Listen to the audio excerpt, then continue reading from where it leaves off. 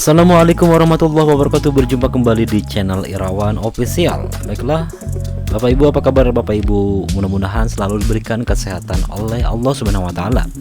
Baiklah, buat Bapak Ibu yang sedang menanti ya pemberitaan mengenai dibukanya seleksi calon aparatur sipil negara tahun 2023, tentunya bersamaan dengan seleksi CPNS dan P3K di tahun 2023.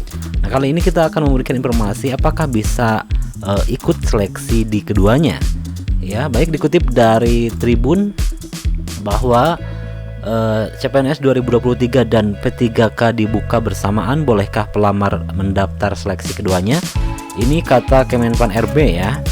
Kemudian dikutip dari tribungayo.com, jadwal rekrutmen CPNS dan P3K atau calon aparatur sipil negara CASN sudah ditetapkan.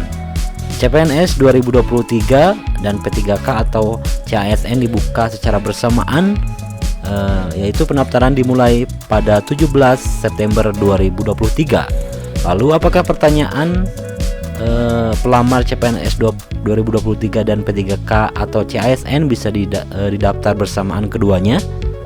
Mengutip dari Kompas, informasi tersebut disampaikan oleh Panitia Seleksi Nasional Panselnas melalui Badan Kepegawaian Negara BKN pada Kamis 24 Agustus 2023. Berdasarkan surat BKN nomor 8229B KS 0401 SDK 2023, pada tahun ini ya rekrutmen CASN akan dilakukan untuk seleksi calon pegawai negeri sipil CPNS dan pegawai pemerintah dengan perjanjian kerja P3K.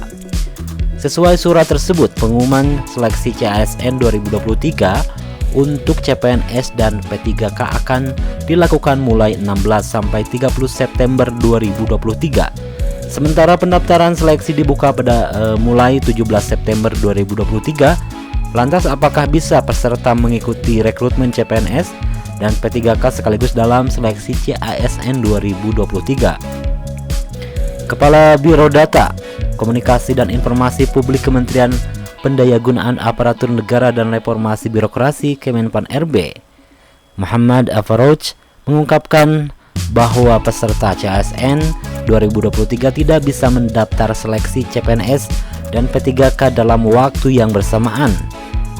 Memilih sih ya, tidak boleh dua-duanya, ujarnya kepada kompas.com.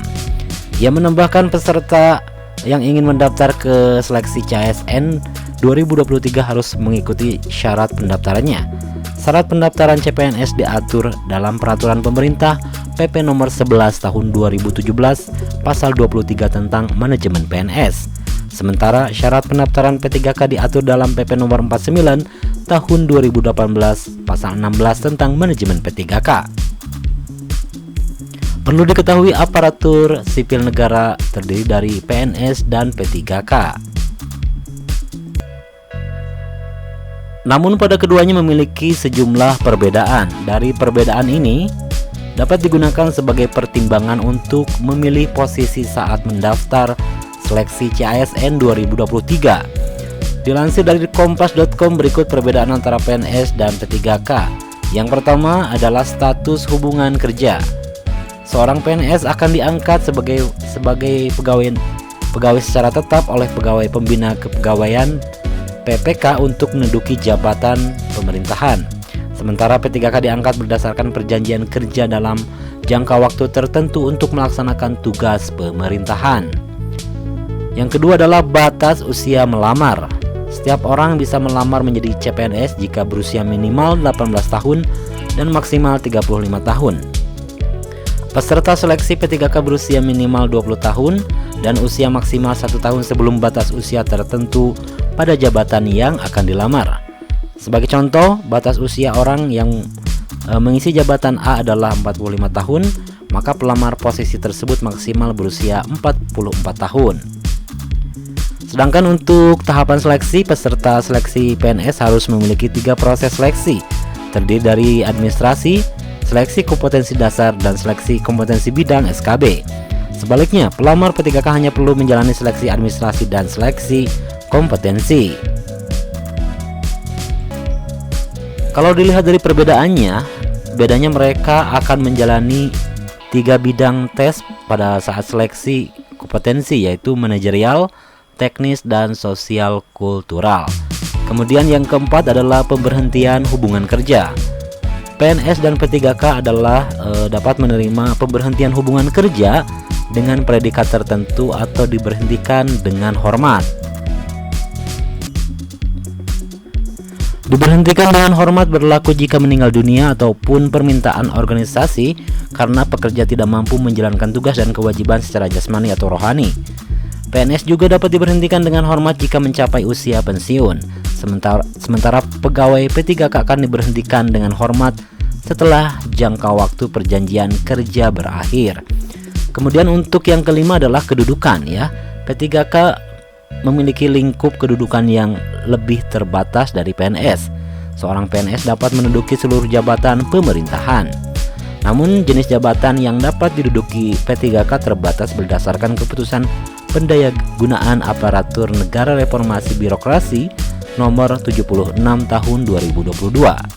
P3K juga tidak dapat mengisi jabatan pimpinan tinggi atau JPT pertama. Kemudian gaji dan tunjangan. PNS dan P3K memiliki perbedaan komponen gaji dan pendapatan yang diterima. Komponen pendapatan PNS diatur dalam PP nomor 11 tahun 2017 Jo PP nomor 17 tahun 2020 dan Perpres tentang gaji dan tunjangan PNS. Sementara komponen pendapatan P3K diatur dalam Peraturan Presiden nomor 98 tahun 2020 dan PP nomor 49 tahun 2018. Yang ketujuh adalah batas usia pensiun. Batas usia pensiun PNS dan P3K berbeda. Seorang PNS akan pensiun pada usia 58 tahun untuk pejabat administrasi, 60 tahun bagi pejabat pimpinan tinggi dan sesuai ketentuan perundang-undangan bagi pejabat fungsional. Sementara P3K akan pensiun pada usia 58 tahun untuk pejabat fungsional ahli muda, pejabat fungsional ahli pratama, dan pejabat fungsional kategori keterampilan. Usia pensiun 60 tahun bagi pejabat pimpinan tinggi dan pejabat fungsional madya. Sementara usia 65 tahun untuk pensiun pemangku jabatan fungsional ahli utama. Nah, itulah informasi ya.